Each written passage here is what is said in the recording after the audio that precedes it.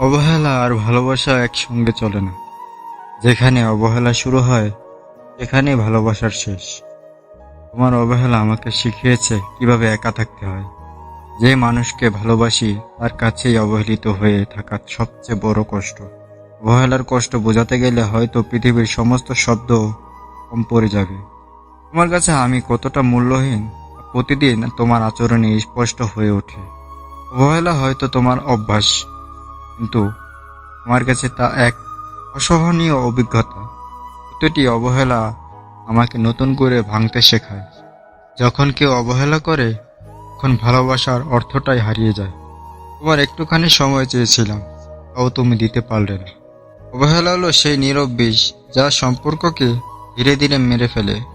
অবহেলিত হয়ে থাকার চেয়ে একা থাকা অনেক ভালো। প্রতিবার তোমার অবহেলা মনে করিয়ে দেয় আমি হয়তো তোমার জন্য যথেষ্ট